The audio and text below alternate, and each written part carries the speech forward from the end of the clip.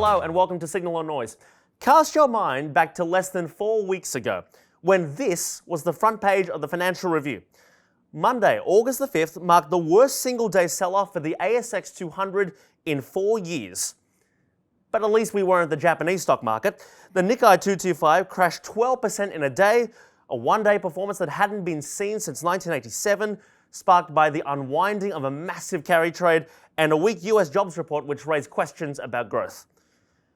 Fast forward to this headline from the Financial Times from the middle of August, and barely 2 weeks after the sell-off erased something like $6.5 trillion from global share markets, investors appear to have bought almost every dip in sight, and the S&P 500 was back to its pre-sell-off level 1 week after the sell-off happened. And the dip buying is still ongoing, even if some professional investors are sounding caution and arguing there is more room for downside in the medium term. So where do we go from here? And what lessons can investors take away from this August scare, which seemed to catch most investors on the hop? Joining me are 3 experienced investors who will be providing this much-needed perspective. Our panel. Arvid Struyman is the head of global equities at Magellan. He started as an economist at the Reserve Bank in 1999. Thomas Pulawick is the head of multi-asset solutions for the Asia-Pacific region at T. Rowe Price. Thomas started his career in the markets at BNP Paribas Asset Management in 2001. And Kelly Wood is the head of fixed income for Australia at Schroders. Kelly began managing money at UBS in 2000. It is a privilege to be sitting up here with so much expertise and experience. Welcome to you all. Thank you for joining me. Thank you. Great to be here. Let's just start with some numbers about the price action we have all been witness to. Here, we have the price action for the volatility index, the US stock market, the Australian share market, and the Australian 10-year bond yield at different points over the last month. Now, the point we're trying to get at by showing you these numbers is the remarkable round trip we have seen in stocks, the spike, then crash in volatility, and the sustained buying we've seen in the bond market as rate cut bets have gripped the market's attention. But as you may have noticed, I have left out one chart intentionally until now because it deserves its own slide. And here it is. It's the US dollar, Japanese yen cross rate. The slide in the yen's value was the clue, if any, that preceded this snap sell-off across other assets. So with that said, panel, and I'm going to start with you, Thomas. Yep. What is one signal that you gleaned from the August snap sell-off and rebound? I think the fundamentals mattered. You had extreme positioning, you had poor liquidity, and at the same time, a carry unwind that happened in 1 day. What I think is still a noise rather than a signal, because we saw volatility dropped in a matter of 10 days, the fastest that we had after a volatility spike. So I think it's more a technical issue, not a fundamental issue. Okay, all right, well, we'll come back to that. Kelly, what for you was the one signal that you gleaned from the August snap sell-off and rebound? After the volatility in August, I think that the FX carry trade is now a real threat to financial stability.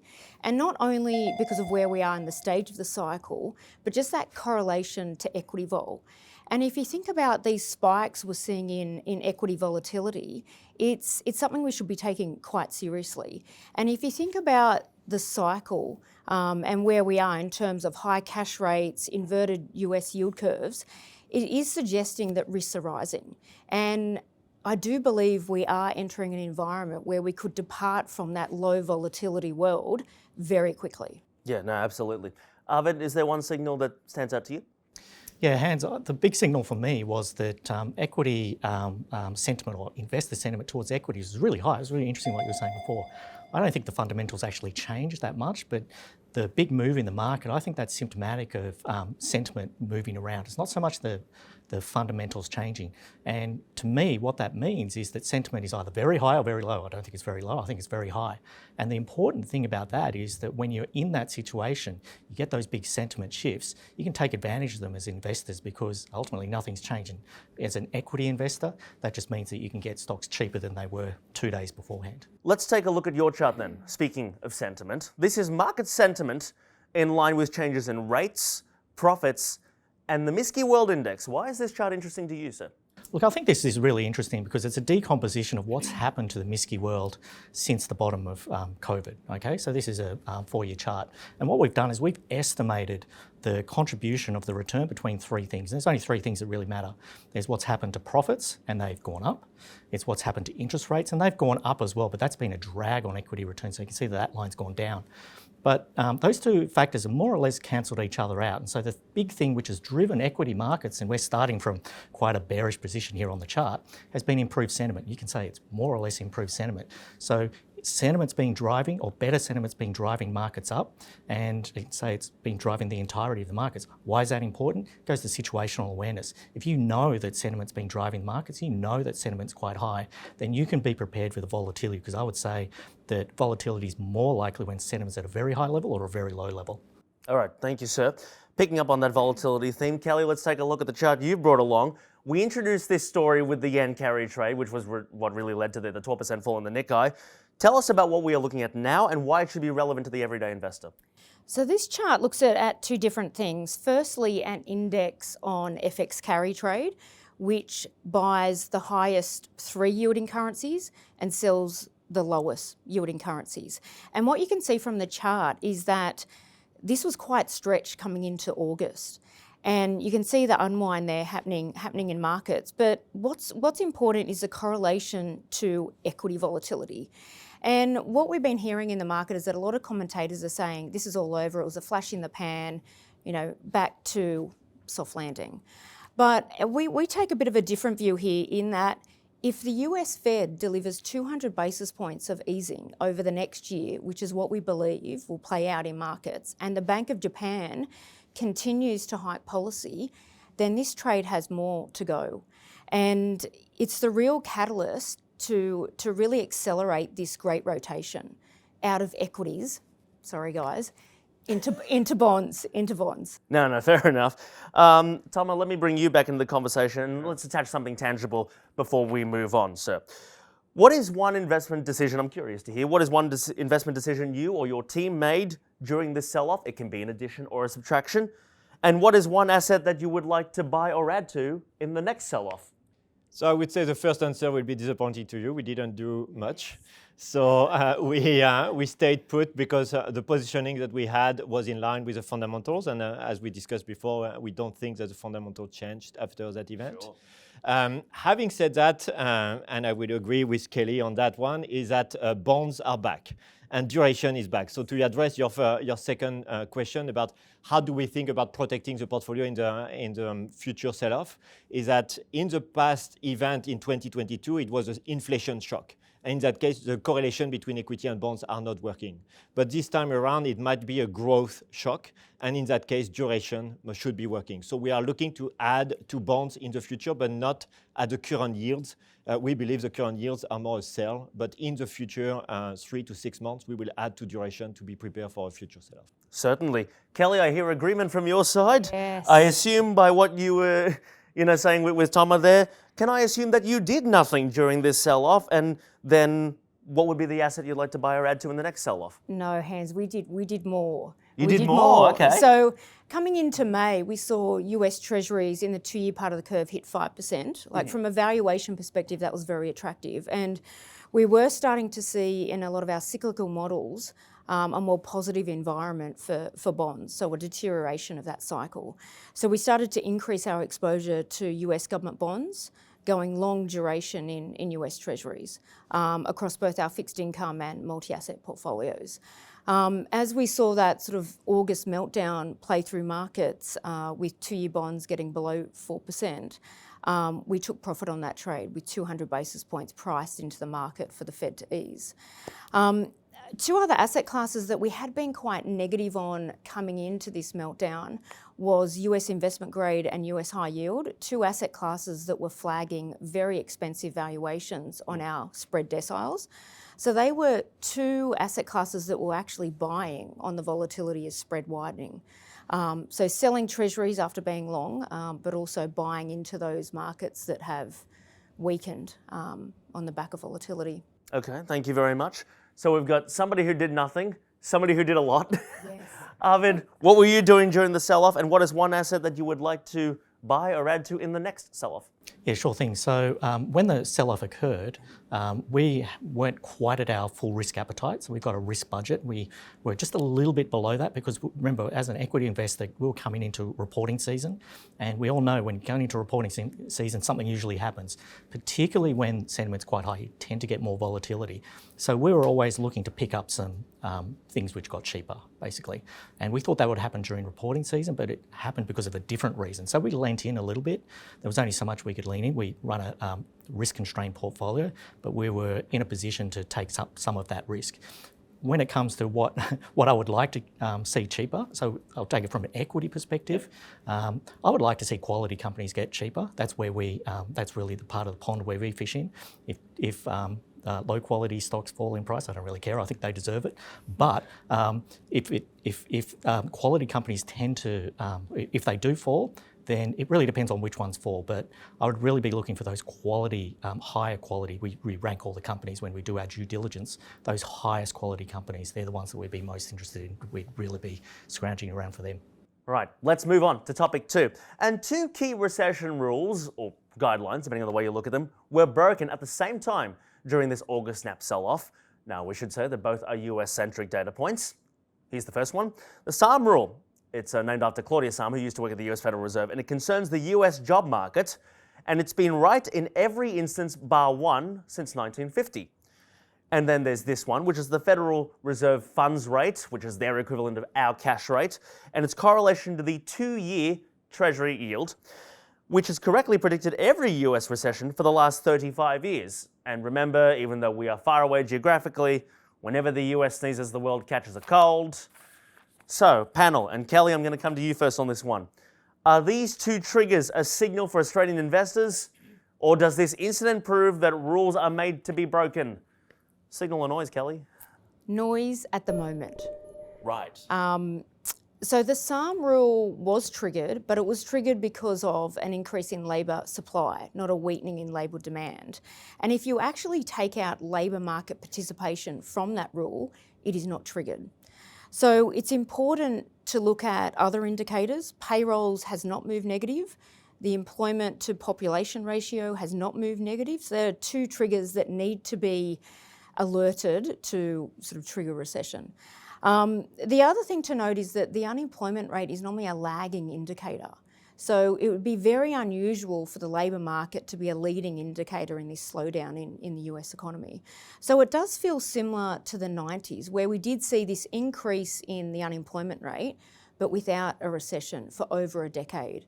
So there is that possibility that the Fed can engineer a soft landing where we do see a rise in the unemployment rate, but not actually triggering a recession. Yep, fair enough. Arvid, let's put your ex-RBA hat on, as it were. Are we saying signal or noise for you? Oh, look, I'm going to say noise as well here. I think these are some indicators that you should look at, but whether they're a rule which you should obey, I think it sort of goes into the mix, okay? So I agree with the comments that are made about the labour market. I think you need to look into the guts of the labour market, not just look at some simple rule. When it comes to the curve, the slope of the curve, the short part of the curve, or the front end of the curve, look, I think that that's really what the bond market's telling you. And again, that's an indicator that we would look at. It's predicted all the recessions, but it's predicted some recessions which hasn't happened as well. So I think markets in general can get over their skis sometimes, and I think you've got to look at them, but I wouldn't obey them. Sure, fair enough. Thomas, let me bring you back into this conversation. Is it a signal or noise for you? I will agree with my panelists. Sure, yeah. So it's still a noise at this stage. We have to be respectful with these signals, but as Kelly and Arvid mentioned, you have to look beyond the indicators. What we found is that recessions are quite rare. And what needs to happen in a recession is not only unemployment rate, is you need to see at disposable income, you need to see at consumer spending and industrial production.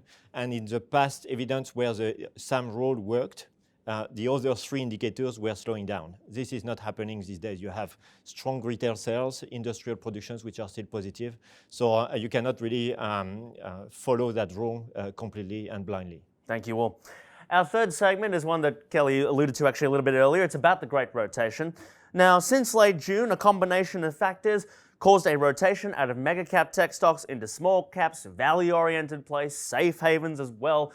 And while all 3 have slowly but surely recovered from August losses, The rotation, which seems to have performed best, and Kelly's going to be thrilled here, is the move into bonds. You can see that 4% plus gain there we've seen in the price of the TLT ETF, which is a product that gives you access to US long duration government bonds. That's what Tom is talking about when he talks about duration. So panel, let me ask you this, and Arvid, I'm going to start with you for this round. Is the great rotation real, or was it not that great after all? Signal or noise? Oh, look, I'd say there's a signal here, okay? I think fundamentally what's happened over the past, let's call it month or so, or 2 months, it's really a question of where the cash rates or the policy rates are going to go and how that impacts the economy on the back of that, okay? And I would say that what's happened is that the data has slowed, but it's not signalling a hard landing. We put a 70% probability on a soft landing. It's not signalling a hard landing. So I think the base case here is still a one of soft landing, the Fed easing, and growth not collapsing. I think in that environment, I think our bond friends are going to be pretty happy about that. But I think all asset prices will benefit from lower interest rates, okay?